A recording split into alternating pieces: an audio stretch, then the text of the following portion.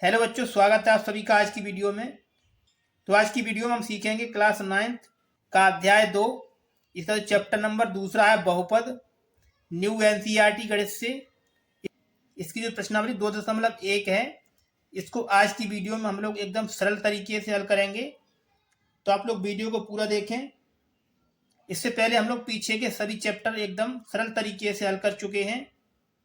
यदि वो वीडियो आपने अभी तक नहीं देखी है तो उसको आप लोग देख सकते हैं। उसकी लिंक आप लोगों को डिस्क्रिप्शन बॉक्स में मिल जाएगी, वहां से जाके आप लोग देख सकते हैं। तो आइए देखते हैं। इसका प्रश्न नंबर 1 है। प्रश्न नंबर 1 है, निम्नलिखित व्यंजकों में कौन कौन एक चर में बहुपद हैं और कौन कौन नहीं, कारण के साथ उत्तर दीजिए। तो प्रश्नावली को हल करने से पहले आइए हम थोड़ा इसका बेसिक कॉन्सेप्ट है उसको समझ लेते हैं, चर और अचर के बारे में और बहुपद के बारे में। उसके बाद में प्रश्नावली को एकदम सरल तरीके से हल करेंगे। तो आइए पहले जान लेते हैं कि बहुपद क्या होता है, यानी बहुपद किसे कहते हैं।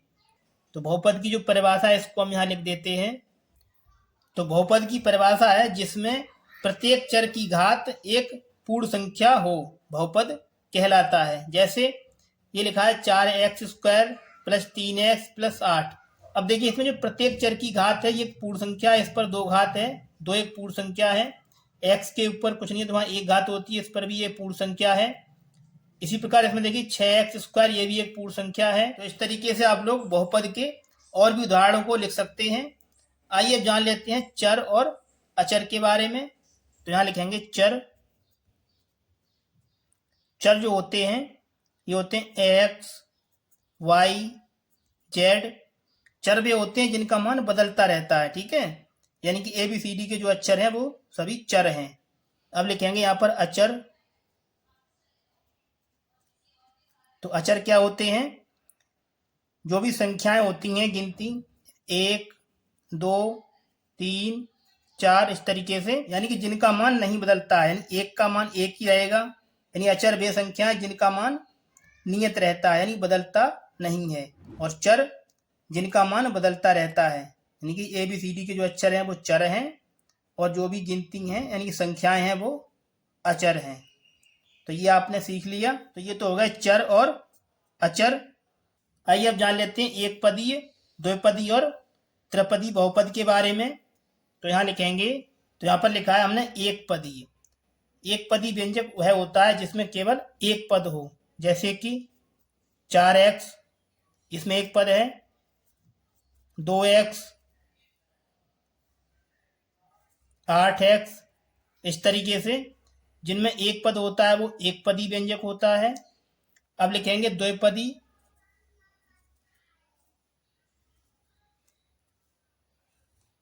ये लिखा है द्विपदीय। तो द्विपदी व्यंजक वह होता है जिसमें 2 पद होते हैं। जैसे कि 3x + 2, इसमें एक पद ये है और एक पद ये है, 2 पद हैं, तो ये द्विपदी व्यंजक है।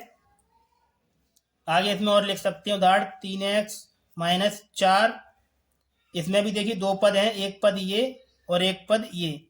इस तरीके से इनको आप और भी लिख सकते हैं। आइए जानते हैं त्रिपदी के बारे में। तो यहाँ लिखेंगे त्रिपदी। त्रिपदी में क्या होता है? जिस व्यंजक के 3 पद हों। जैसे कि 4x² + 6x + 8। देखिए इसमें 3 पद हैं, 1, 2 और 3, तो ये त्रिपदी व्यंजक है। इस तरीके से और भी उदाहरण लिख सकते हैं इसके हम। 2x² - 4x + 6, देखिए इसमें भी 3 पद हैं, 1, 2 और 3, तो ये भी त्रिपदी बहुपद है। इस तरीके से आपको एक पदी व्यंजक, द्विपदी और त्रिपदी व्यंजक को भी ध्यान में रखना है। आइए अब समझ लेते हैं रैखिक बहुपद, द्विघाती बहुपद और त्रिघाती बहुपद के बारे में। तो इसको हम यहाँ पर लिखेंगे। तो यहाँ पर हमने लिखा है रैखिक बहुपद। तो रैखिक बहुपद वह होता है जिस बहुपद की घात 1 हो। तो हम लिख सकते हैं 3x + 8। देखिए इस बहुपद में जो x की अधिकतम घात है ये 1 है। तो इस तरीके के बहुपद को हम रैखिक बहुपद कहते हैं। इसके हम और भी उदाहरण लिख सकते हैं। 2x + 6, देखिए इसमें अभी जो x की अधिकतम घात है ये 1 है तो इस तरीके के बहुपद को हम रैखिक बहुपद कहते हैं। ये जान लेते हैं द्विघात बहुपद के बारे में। तो यहाँ लिखेंगे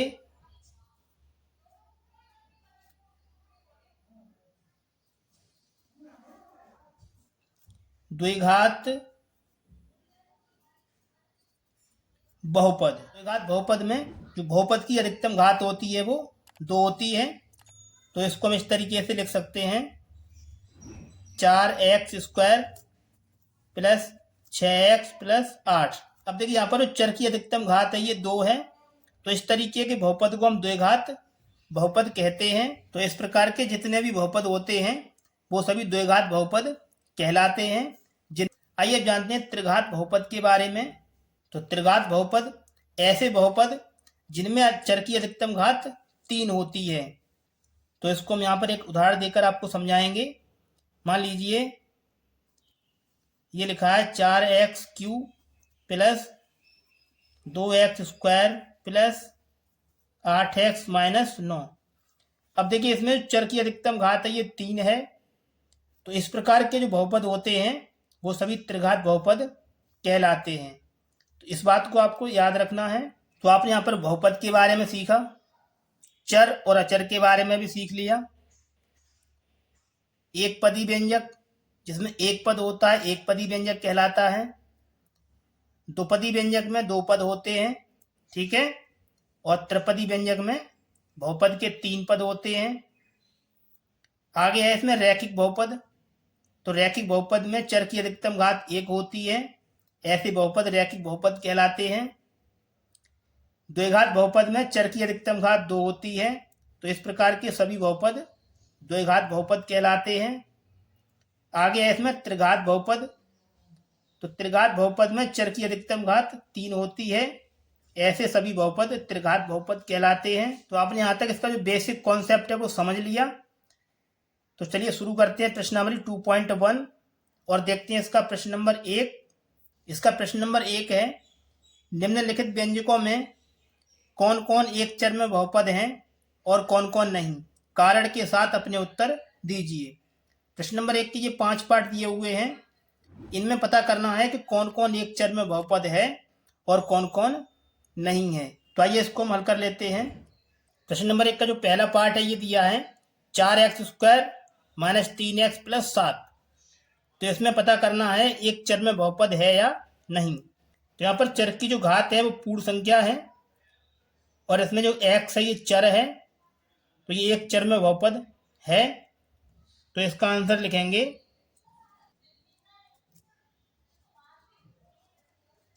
यहाँ x एक चर है। जब x एक चर है तो ये एक चर में बहुपद है। तो यहाँ लिख देंगे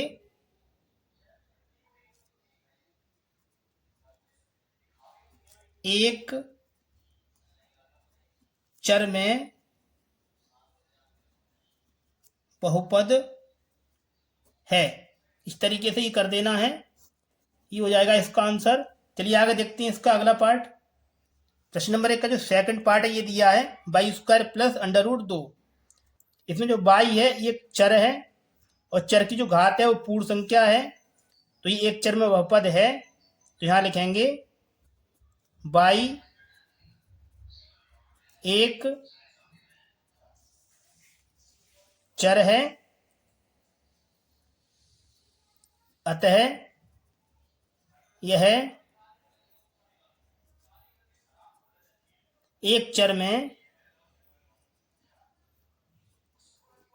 बहुपद है। इस तरीके से आपको लिख देना है, ये हो जाएगा इसका आंसर। चलिए आगे देखते हैं इसका अगला पार्ट। प्रश्न नंबर 1 का तीसरा पार्ट ये दिया है 3√t प्लस t√2। तो देखिए इसमें दिया हुआ है अंडर रूट के अंदर t। तो इसमें जो t की अधिकतम घात है ये पूर्ण संख्या नहीं है। इसको हम इस तरीके से लिख सकते हैं 3, इसका रूट हटाएंगे तो इस पर घात आएगी 1/2। रूट की घात होती है 1/2 प्लस ये लिखा है t√2। अब देखिए इसमें जो t की घात है ये बट्टे के रूप में है, पूर्ण संख्या नहीं है। तो ये बहुपद ही नहीं है। तो यहाँ लिख देंगे यह बहुपद ही नहीं है। इसमें टी चर है लेकिन इसकी जो घात है वो पूर्ण संख्या नहीं है, तो ये बहुपद ही नहीं है। तो इसको इस तरीके से आपको लिख देना है। ये हो जाएगा इसका आंसर।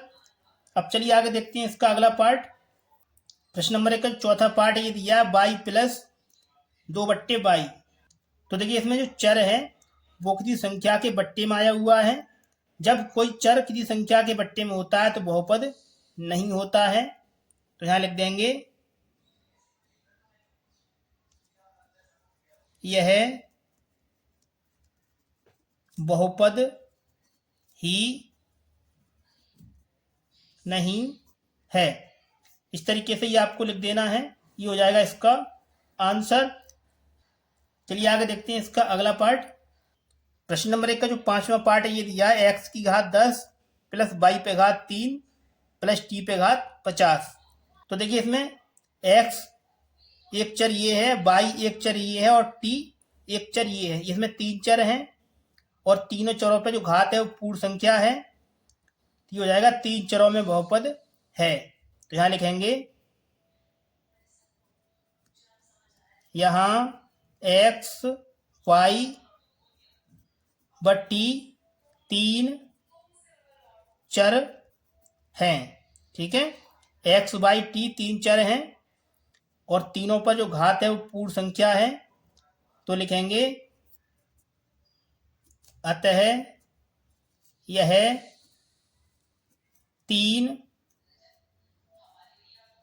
चर में बहुपद है। इसमें 3 चर हैं और तीनों पर जो घात है वो पूर्ण संख्या है, तो यह 3 चर में बहुपद हो जाएगा। तो लिख देंगे अतः यह 3 चर में बहुपद है। इस तरीके से ये आपको कर देना है। ये हो जाएगा इसका आंसर। तो प्रश्न नंबर 1 का हल आपने सीख लिया। चलिए आगे देखते हैं इसका प्रश्न नंबर 2। प्रश्न नंबर 2 ये दिया है निम्नलिखित में से प्रत्येक में x स्क्वायर का गुणांक लिखिए। प्रश्न नंबर 2 के ये 4 पार्ट दिए हुए हैं, तो इनमें हमें एक्स स्क्वायर का गुणांक लिखना है। तो आइए हम इसको हल करते हैं। प्रश्न नंबर 2 का पार्ट नंबर फर्स्ट है 2 + x स्क्वायर + x। तो इसमें हमें लिखना है एक्स स्क्वायर का गुणांक। तो इसमें एक्स स्क्वायर का जो गुणांक है यहाँ पर कुछ नहीं लिखा, तो यहाँ पर 1 मानते हैं। तो इसमें एक्स स्क्वायर का गुणांक हो जाएगा 1। तो लिखेंगे एक्स स्क्वायर का गुणांक ये हो जाएगा 1। इस तरीके से ही कर देना है। ये हो जाएगा इसका आंसर। चलिए आगे देखते हैं इसका सेकंड पार्ट। प्रश्न नंबर 2 का जो सेकंड पार्ट है ये दिया है 2 - x स्क्वायर + x³। तो इसमें लिखना है एक्स स्क्वायर का गुणांक। तो इसमें एक्स स्क्वायर का गुणांक कुछ भी नहीं है, तो यहाँ पर 1 मानते हैं। तो इसमें एक्स स्क्वायर का गुणांक हो जाएगा -1। तो लिखेंगे एक्स स्क्वायर का गुणांक ये हो जाएगा -1। इस तरीके से कर देना है। ये हो जाएगा इसका आंसर। चलिए आगे देखते हैं इसका अगला पार्ट। तो दूसरे का तीसरा पार्ट ये दिया है π/2 x स्क्वायर + x। तो इसमें लिखना है एक्स स्क्वायर का गुणांक। तो इसमें है π/2। तो यहाँ लिखेंगे एक्स स्क्वायर का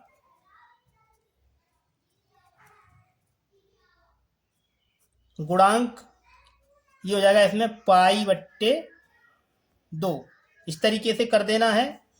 ये हो जाएगा इसका आंसर। चलिए आगे देखते हैं इसका अगला पार्ट। प्रश्न नंबर 2 का चौथा पार्ट ये दिया है √2x - 1। तो इसमें लिखना है एक्स स्क्वायर का गुणांक। तो देखिए इसमें एक्स स्क्वायर वाला पद ही नहीं है, तो एक्स स्क्वायर का गुणांक हो जाएगा इसमें 0। तो लिखेंगे एक्स स्क्वायर का गुणांक बराबर ये हो जाएगा 0। इस तरीके से ये कर देना है। ये हो जाएगा इसका आंसर। तो प्रश्न नंबर 2 को आपने सीख लिया। चलिए आगे देखते हैं इसका अगला प्रश्न। प्रश्न नंबर 3 ये दिया है 35 घात के 2 पद और 100 घात के 1 पदीय का एक एक उदाहरण दीजिए। तो इसमें क्या करना है, 35 घात के द्विपद का और 100 घात के एक पदी का एक एक उदाहरण आपको लिखना है। तो आइए इसको भी हल करते हैं। तो इसमें लिखना है 35 घात के द्विपद, तो इसको इस तरीके से लिख सकते हैं। इसमें लिखना है द्विपद, तो लिख सकते हैं 2x + 4, इस पे घात लिखनी है 35, तो यहाँ लिख देंगे 35। इस तरीके से आप उदाहरण दे सकते हैं 35 घात के द्विपद का। एक तो आंसर ये हो गया। और इसमें आगे लिखना है 100 घात के एक पदी, तो पहले लिखेंगे एक पदी, तो इसको लिख सकते हैं 4x, एक पदी हो गया। इस पर घात लगानी है 100, तो इस तरीके से इस पर 100 घात लगा देंगे। और दूसरा उदाहरण आपको इस तरीके से लिख देना है। दूसरा आंसर ये हो गया। आप चाहें तो इसमें और भी उदाहरण दे सकते हैं, इस तरीके से ये कर देना है। अब चलिए आगे देखते हैं इसका अगला प्रश्न। प्रश्न नंबर 4 ये दिया है, निम्नलिखित बहुपदों में से प्रत्येक बहुपद की घात लिखिए। प्रश्न नंबर 4 कि ये 4 पाठ दे रखे हैं, इनमें हमें प्रत्येक बहुपद की घात लिखनी है। तो घात वो होती है जो सबसे अधिकतम होती है। तो आइए इसका जो पार्ट नंबर बने इसको हल करते हैं। प्रश्न नंबर 4 का जो पहला पार्ट है ये दिया है 5x³ + 4x² + 7x। तो इसमें हमें लिखनी है बहुपद की घात। तो बहुपद की घात के लिए आपको क्या करना है, जो सबसे अधिकतम घात होती है उसको देखना है। तो इसमें अधिकतम घात है 3, तो इसकी घात हो जाएगी 3। तो यहां लिखेंगे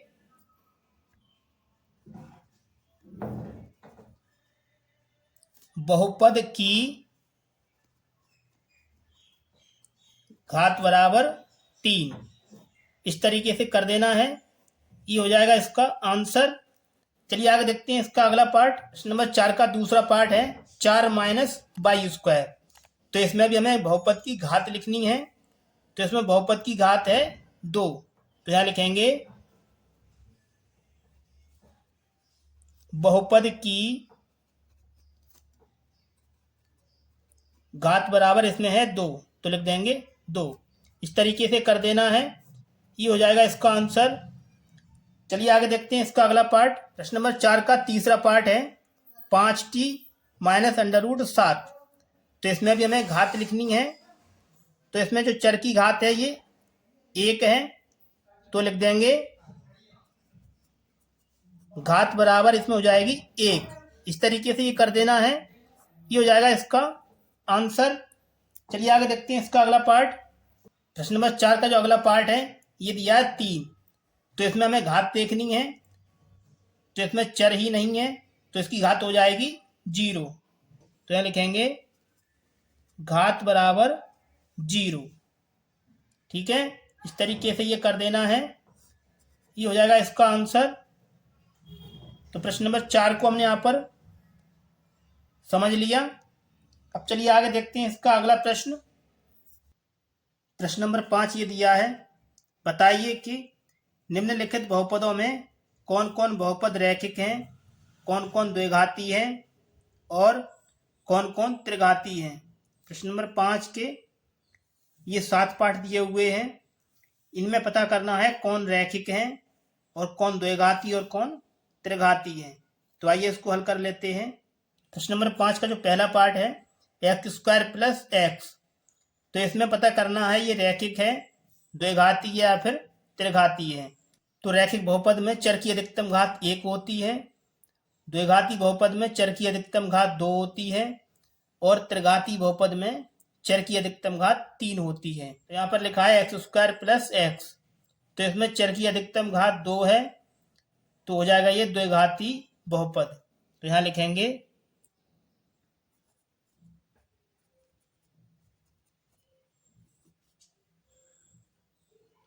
द्विघाती बहुपद। तो पहले का आंसर हो जाएगा द्विघाती बहुपद, ये हो गया इसका आंसर। चलिए आगे देखते हैं इसका अगला पार्ट। तो दूसरा पार्ट दिया है x - x²3। तो इसमें चर की अधिकतम घात 3 है, तो हो जाएगा ये त्रिघाती बहुपद। तो यहां लिखेंगे त्रिघाती बहुपद। ये हो गया इसका आंसर। चलिए आगे देखते हैं इसका अगला पार्ट। तीसरा पार्ट दिया by plus by square plus 4। तो इसमें देखना है चर की जो अधिकतम घात है ये 2 है, तो हो जाएगा ये द्विघाती बहुपद। तो यहां लिखेंगे द्विघाती बहुपद। ये हो गया इसका आंसर। चलिए आगे देखते हैं इसका अगला पार्ट। पांचवें का चौथा पार्ट है 1 प्लस एक्स। तो इसमें चर की अधिकतम घात 1 है, तो हो जाएगा ये रैखिक बहुपद। तो लिखेंगे रैखिक बहुपद। ये हो गया इसका आंसर। चलिए आगे देखते हैं इसका अगला पार्ट। पांचवें का जो पांचवा पार्ट है ये दिया है 3t। तो इसमें देखना है चर की अधिकतम घात 1 है, तो हो जाएगा ये रैखिक बहुपद। तो यहां लिखेंगे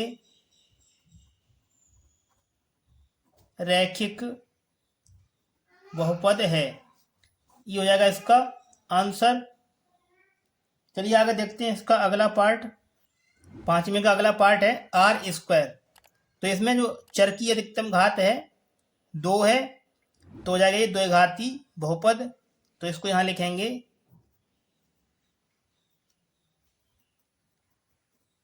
द्विघाती बहुपद। इस तरीके से ये हो जाएगा इसका आंसर। चलिए आगे देखते हैं इसका अगला पार्ट। तो पांचवें का अगला पार्ट है 7x3। तो इसमें देखना है चर की अधिकतम घात 3 है, तो हो जाएगा ये त्रिघाती बहुपद। तो यहां लिखेंगे त्रिघाती बहुपद। ये हो जाएगा इसका आंसर। यदि आपको वीडियो में कोई भी स्टेप समझ में नहीं आई है तो वीडियो को एक बार पुनः अवश्य देख लें। प्यारे बच्चों, यदि आप लोगों को हमारी ये वीडियो पसंद आई है तो वीडियो को लाइक करके हमारे चैनल को सब्सक्राइब अवश्य कर लें। तो चलिए बच्चों, मिलते हैं आपसे अगली वीडियो में। तब तक के लिए आप लोग अपनी अच्छे से स्टडी करते रहें।